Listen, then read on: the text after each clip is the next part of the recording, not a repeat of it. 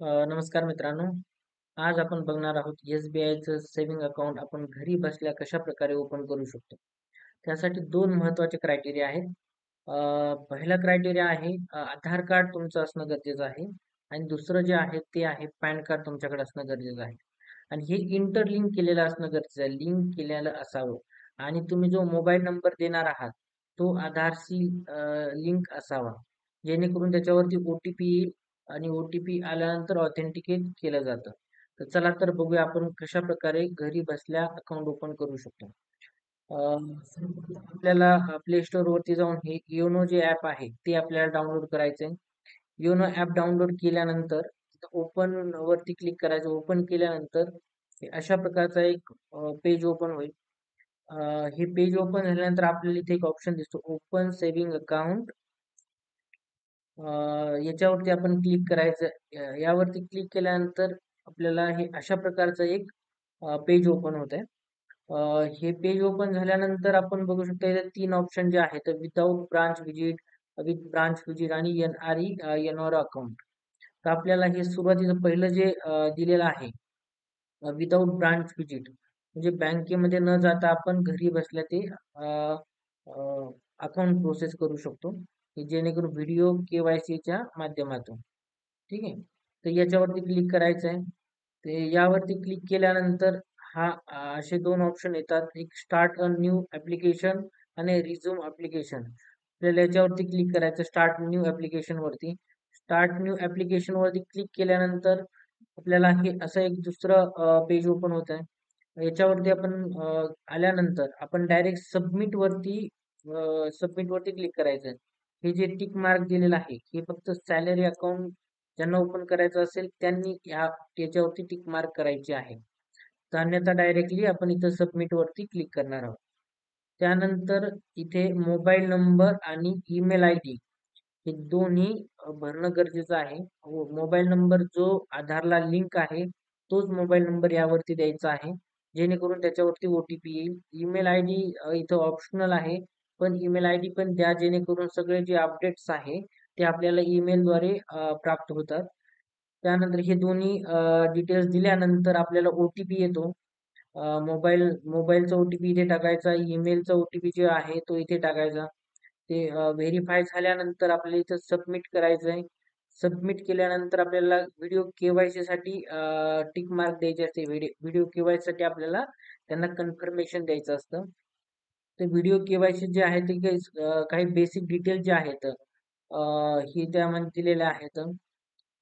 आता नो मोर जे आहे आपल्याला आणखी जर माहिती घ्यायची असेल व्हिडिओ केवायसी मध्ये कसं काय आहे या सगळ्या गोष्टी जर बघायच्या असेल तर हे जे पेज आहे नो मोर वरती क्लिक केल्यानंतर हे दुसरं पेज ओपन होत आहे की न्यू कस्टमर आहे तो भारतातील रहिवासी असावा 18 वर्षापेक्षा त्याचं कमी वय नसावं. त्यानंतर आहे तो की त्याला लिहिता वाचता यावं जेणेकरून व्हिडिओ केवायसी ज्यावेळेस होतं त्यावेळेस त्यांना कमीत कमी सही करता आली पाहिजे आणि त्याला वाचता तरी आलं पाहिजे. हे ते 2-3 क्रायटेरिया आहेत त्यामध्ये. हे सिंगल ऑपरेशन अकाउंट आहे म्हणजे फक्त एकच व्यक्ती होल्डर असू शकतो अकाउंटचा. असं जॉईंट होल्डर आपण इथं ओपन करू शकत नाही. पासबुक पण दिलं जातं. एटीएम पण आपल्याला बाय पोस्ट येऊन जातं. त्यानंतर हे सगळे आपण कन्फर्मेशन दिल्यानंतर व्हिडिओ केवायसीचं आपल्याला हे जे 6 स्टेप आहेत 1, 2, 3, 4, 5, 6 हे प्रत्येक स्टेप मध्ये आपल्याला प्रत्येक पेज ओपन होतं. आधार कन्सेंट आपल्याला द्यायचा असतो. आधार कन्सेंट दिल्यानंतर इथं नेक्स्ट वरती क्लिक करायचं. आधार कन्सेंट दिल्यानंतर त्यानंतर एक फटका म्हणून आहे. फटका म्हणजे काय आहे की एक की आरबीआयनं प्रत्येक बँक धारकाला ते कंपल्सरी केलेलं आहे की हे जे टॅक्स धारक आहेत की फक्त मी इंडियामध्येच टॅक्स देतोय किंवा बाहेर जर देत असेल तर त्याचं पण आपल्याला ते इथलं अकाउंट ओपन करता येत नाही. त्यामुळे इथं हे कंपल्सरी आपल्याला अ, फटका जो आहे ते आपल्याला कंपल्सरी मध्ये इथं टिक मार्क करावंच लागतं. आपल्याला कन्फर्मेशन द्यावंच लागतं की फक्त इंडियामध्येच टॅक्स देतोय. इंडियाच्या बाहेर कुठल्याही ज्युरिडिक्शन म्हणजे कुठल्याही देशाअंतर्गत मी टॅक्स पेयर नाहीये. हे सगळं त्याच्यामध्ये डिटेल्स द्यावी लागते आपल्याला टिक मार्क करावं लागते. ठीक आहे. त्यानंतर जे प्रोसेस आहे की आपल्याला एक पासवर्ड जनरेट करायचा असतो. इन फ्युचर पासवर्ड जनरेट केल्यानंतर म्हणजे ते सुरुवातीला पाहिल्याप्रमाणे आपण रिझ्यूम ऍप्लिकेशन पासवर्ड जनरेट केल्यानंतर आपण रिझ्यूम ऍप्लिकेशन वरती क्लिक करून आपण राहिलेली प्रोसेस आहे ती परत कंटिन्यू आपण तिथे करू शकतो. त्यामुळे आपल्याला पासवर्ड जनरेट करायचा आहे. पासवर्ड इथे आपण पासवर्ड जनरेट करायचा, दोनदा पासवर्ड आपण व्हेरीफाय करायचा आहे.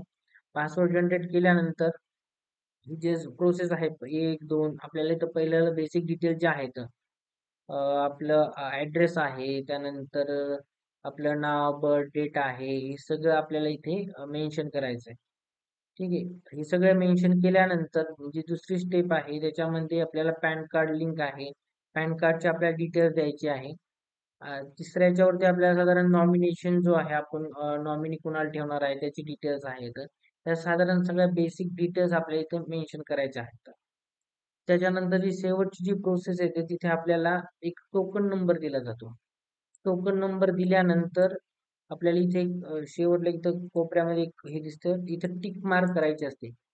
इथे टिक मार्क केल्यानंतर व्हिडिओ केवायसी जे आहे, व्हिडिओ प्रोसेस जे आहे, ते ऑनलाईन व्हिडिओ केवायसी साठी आपल्याला ते स्लॉट देतात की ह्या टायमामध्ये तुम्ही त्या लिंक वरती क्लिक करायचं. ते एक पेज एक्सटर्नल पेज ओपन होतं.